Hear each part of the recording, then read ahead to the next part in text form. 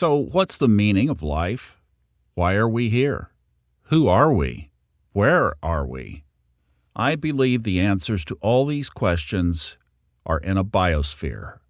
A biosphere is an enclosed space in which life forms grow and develop. Our biosphere and our bodies were created by the benevolent being we call God.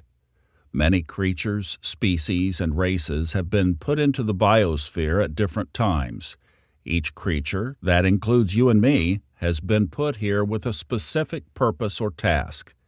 It appears that far in the past, giants roamed this biosphere. Then they shared it with humans. Finally, humans replaced them. Climate and vegetation have also been changed over time. Negativity has been and still is intentionally added by this creator because there is little development without challenge. In fact, the lack of stress can be deadly. Biosphere 2 was a scientific experiment conducted in Oracle, Arizona, where they built an entire enclosed ecosystem, a safe space utopia where life forms were supposed to thrive. The experiment failed. One of the reasons it failed was the lack of wind and storms. Without wind, trees didn't develop stress wood. This caused the trees to grow quickly but remain brittle and weak without deep roots. They collapsed under their own weight. The experiment showed that natural environmental stress is essential for structural stability. A tree needs snowstorms, the heat of the summer sun, rain, and wind to grow a tougher skin. It also showed that rapid growth without developing roots is catastrophic. The same applies to humans.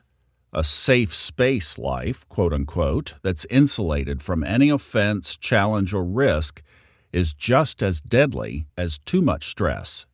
Don't spend too much time being pampered, coddled, and staying safe, and trying to avoid being offended or triggered.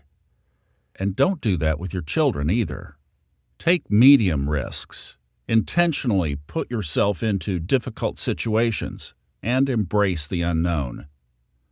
So, when people ask, why is there so much suffering and hardship in the world? It's because the lack of it would be deadly to our species. There must be some hardship. Too little is deadly, and too much is deadly.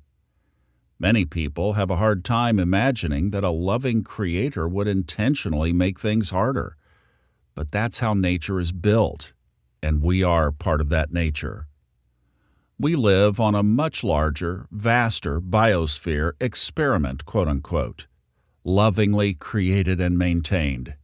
Their overall goal appears to be the eventual harvest of the most resilient souls, those who don't merely survive but thrive despite the circumstances are extracted from the biosphere to continue their existence in a higher realm. This book is an exercise in intuiting biospheres outside of the one we know. The ability to do so is one of the many tests, quote-unquote, given to the species here. Knowing about other biospheres means we have the ability to take on a viewpoint above our own biosphere, above the confines of our situation. If we're able to do that, we are already in the higher realm with one foot.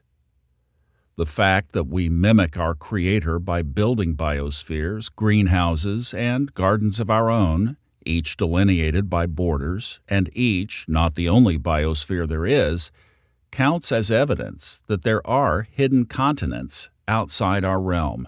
As below, so above.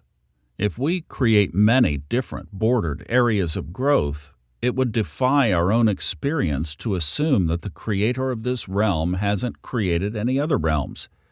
There's no ancient tradition that claims our realm is the only one, as NASA scientists imply. Each of us has a perishable nature, our bodily form, and a nature that lasts beyond the biosphere, our soul.